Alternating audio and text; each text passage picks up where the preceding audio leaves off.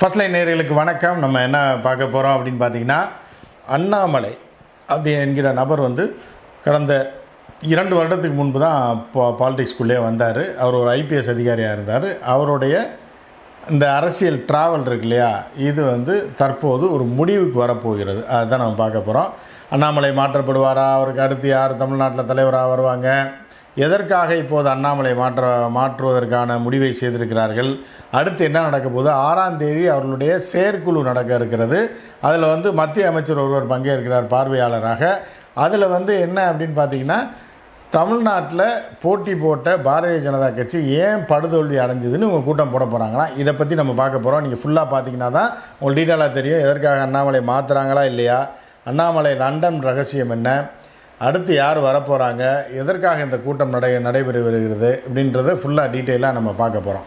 சரி, இப்போ இந்த 6ஆம் தேதி கூட்டத்தில் என்ன நடக்க போகுது இந்த செயற்குழுவில் அப்படின்னு பார்த்தீங்கன்னா, அதாவது ஒரு ஜெயிக்கிற கட்சி, இப்போ ஒரு அதிமுக என்கிற கட்சி ஆளும் கட்சியாக 4 முறைக்கு மேலே இருந்து 4 முறை இல்லை 7 முறைக்கு மேலே இருந்திருக்கு. ஸோ அவர்கள் திடீர்னு தோத்துட்டோம், அதற்கு என்ன காரணம்னு கூட்டம் போட்டால் அதில் ஒரு நியாயம் இருக்குது.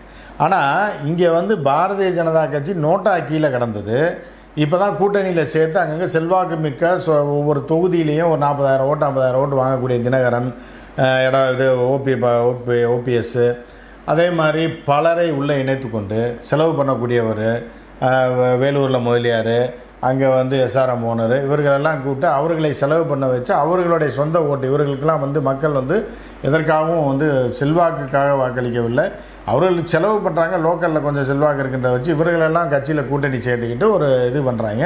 இவர்கள் ஜெயிப்பார்கள்னு யார் சொன்னால், கோடி மீடியா சொல்லிச்சு. இவங்களே காசை கொடுத்து நாங்கள் ஜெயிக்க போகிறோம், 400 சீட்டு வரப்போகிறோன்னு இவங்களா சொன்னாங்க. இவங்களே தோத்துட்டாங்க. உண்மை நிலைமை இதுதான். ஆனால் ஜெயிக்கிற மாதிரி இருந்துச்சா, நீங்கள் இந்த 16ஆம் தேதி கூட்டத்தை 6ஆம் தேதி என்ன கூட்டம் போகிறாங்கன்னா, ஜெயிக்கிற மாதிரி இருந்த பாரதிய ஜனதா கட்சி எப்படி தோத்தது அப்படின்னு சொல்லி சர்வே பண்ணுறாங்களாம், பண்ணி இந்த கூட்டத்தை போடுறாங்களாம். இதில் பார்த்தீங்கன்னா பல கோடி ஆட்டையை போட்டாங்க. அப்படின்னா ஒவ்வொரு தொகுதியிலையும் செலவுக்காக மத்தியிலிருந்து கோடிக்கணக்கான ரூபாய் இவர்கள் மக்கள்கிட்ட வரி பணத்திலேருந்து ஆட்டையை போட்ட பணத்தை திருப்பி இங்கே செலவு கொடுத்து விட்டாங்க. தேர்தல் செலவுக்காக வாரி இறைச்சாங்க பல கோடிகளை. வாரி இறைச்சதில் இப்போ என்ன ஆகுதுன்னா, விருதுநகர் மாவட்டத்தில் மாவட்ட பொறுப்பாளர்கள் அந்த தேர்தலில் இருந்தாங்கல்ல, இவங்க மட்டும் 40 லட்ச ரூபா அடிச்சிட்டாங்கன்னா அங்கே உள்ள தொண்டர்கள் புகார் கொடுத்துருக்காங்க. இதையும் யார்கிட்ட கொடுக்குறாங்க, அண்ணாமலைகிட்ட. இப்படி தமிழ்நாடு முழுவதும் பாரதிய ஜனதா கட்சி மோதி இடங்களில் போகிறோம். எல்லாம் 1 கோடி 2 கோடி கேண்டிடேட் 2 கோடி அடிச்சிட்டான். கூட இருக்கிறவர்கள் வேலை செய்கிறேன்னு சொல்லி மக்கள் காசு கொடுக்குறேன், பூத் கமிட்டி காசு கொடுக்குறேன், அது இதுன்னு சொல்லி அவன் ஒரு அமௌண்ட்டை போட்டு போயிட்டான். இப்படி இது எல்லாத்தையும் வச்சு வைத்தறிச்சலில் உண்மையிலே உழைத்த தொண்டர்கள்னே அங்கே கிடையாது, ஒரு 5% தான் இருப்பாங்கன்னு வச்சுக்கலேன். இவர்கள் அண்ணாமலைகிட்ட புகார் சொன்னால் அண்ணாமலை இந்த புகாரோடலாம் என்கிட்ட வராதிங்கன்றாப்புல. இதுக்கு காரணம் என்ன அப்படின்னு பார்த்தீங்கன்னா, அண்ணாமலையே பல கோடி ரூபா ஆட்டையை போட்டதான் மாநில நிர்வாகத்தினர் புகார் கொடுத்துருக்காங்க. மத்தியில் கடிதங்கள் எழுதியிருக்கிறாங்க. ஆனால் அதுக்கு எந்த ரெஸ்பான்ஸ் இல்லை. அதை பற்றி அவர்கள் கண்டுக்கிற போகிறது கிடையாது.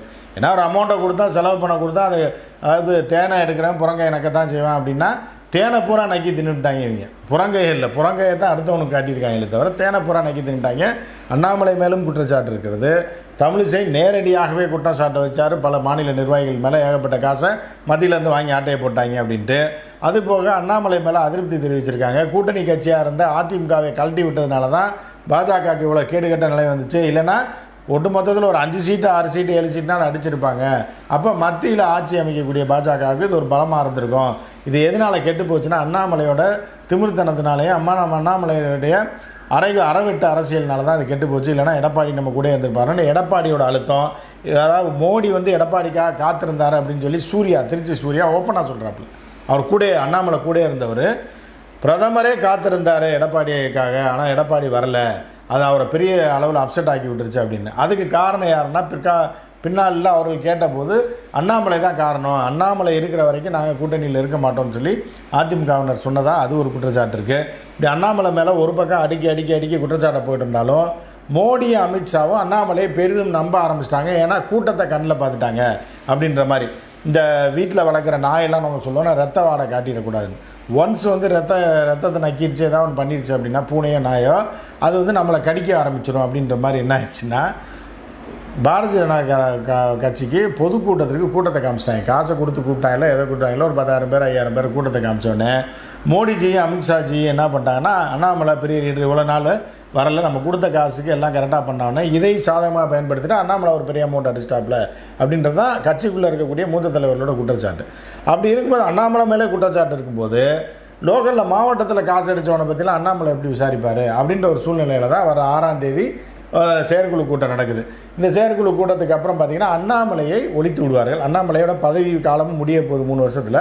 அப்படி முடித்தா நீ தான் முதலமைச்சர்னு, நாங்கள் ஸ்டேட்டை கைப்பற்றுவோன்னா அப்படி இப்படின்னு அப்படின்னு சொல்லி எல்லாம் கேலி பண்ண ஆரம்பிச்சிடுவாங்க. அண்ணாமலைக்கு பெரிய மான மரியாதை போயிடும், ஏற்கனவே மான மரியாதை இருக்க மாதிரி அது போயிடும். அப்படின்றதுனால என்ன பண்ணேன்னா டீசெண்டாக என்ன பண்ணான்னா அவர் லண்டன் போகிறாரு, படிக்க போகிறாரு அப்படின்னு சொல்லிட்டு அங்கே ஒரு சர்டிஃபிகேட் கோர்ஸ், அது வந்து 3 வாரம் தான், அது 3 மாதம் படிக்க போகிறாரு. அது இப்போ இல்லை, இன்னும் 3 மாதம் கழித்து 3 மாதம் படிச்சுட்டு அதுக்கப்புறம் 3 மாதம் கழித்து தான் வருவார். அப்படின்னா என்னாச்சு, 6 மாதத்துலேருந்து 9 மாதம் அண்ணாமலை ஒழிச்சு கட்ட போகிறாங்கன்னு அர்த்தம். அப்போ என்னென்னா இப்போ பரவலாக அடிக்கட்ட பேச்சு என்ன அப்படின்னா அண்ணாமலை இந்த பதவியை விட்டு தூக்கிடுவாங்க. தூக்குறாங்களோ இல்லையோ ஆட்டோமேட்டிக்காக பதவி காலாவதி ஆயிரும், வேறு ஒருத்தரை மாநில தலைவராக போட்டுருவாங்க.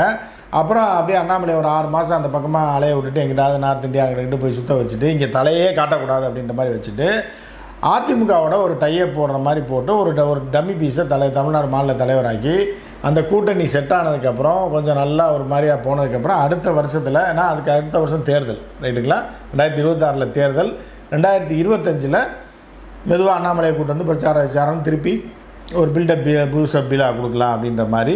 ஏன்னா அப்போ தானே அண்ணாமலை முதல்வர் ஆயிடுவார் நம்பி ஓட்டு போடுவாங்கன்னு சொல்லி அவர்கள் ஒரு கணக்கு போடுறாங்க.